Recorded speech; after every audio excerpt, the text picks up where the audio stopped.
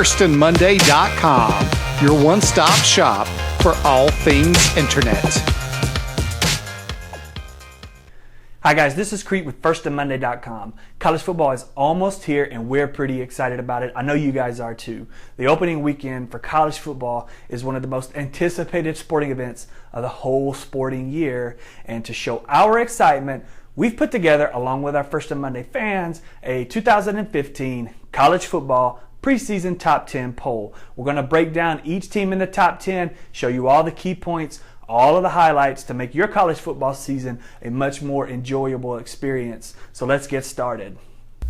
At number 4 on the countdown, the Oregon Ducks.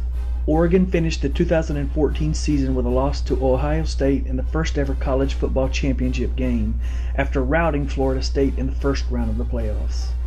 Oregon never seemed to get anything going on the offensive side as the Buckeyes dominated.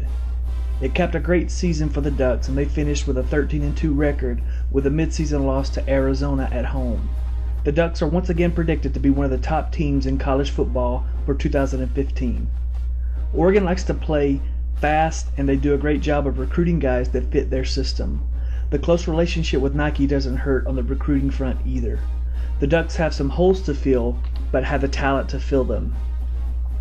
The offense will be replacing Heisman winner Marcus Mariota at quarterback. The Ducks expect Eastern Washington transfer Vernon Adams to win the starting job.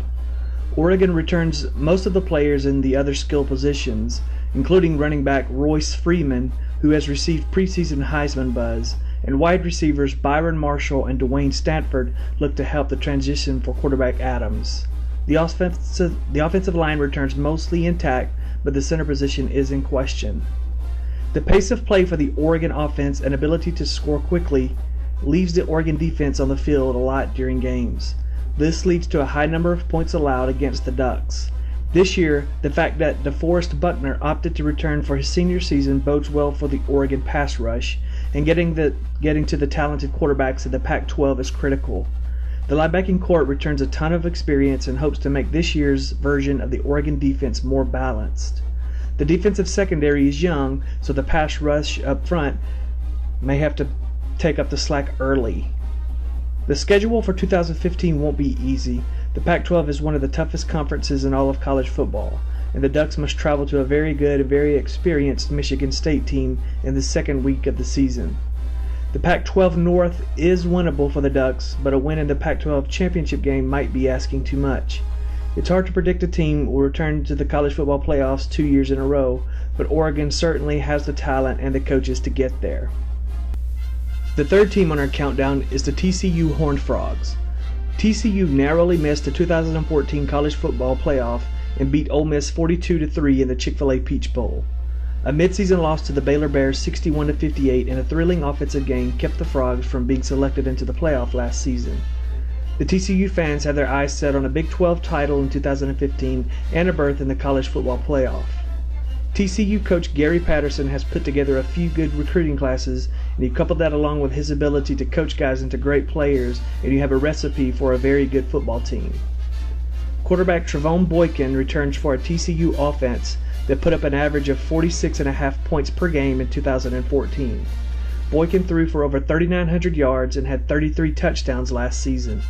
Top receiving target Josh Doxson returns this year. Running backs Aaron Green, Kyle Hicks, and Sean Nixon will get the bulk of the work. 4 starters return on the offensive line, and nobody is happier than quarterback Boykin.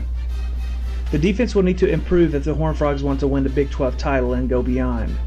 Coach Patterson is known as a great defensive mind, but the last few seasons have shown that college football has changed in terms of offensive output. He will be replacing both starting linebackers from last season, and linebackers are a key component in Patterson's scheme.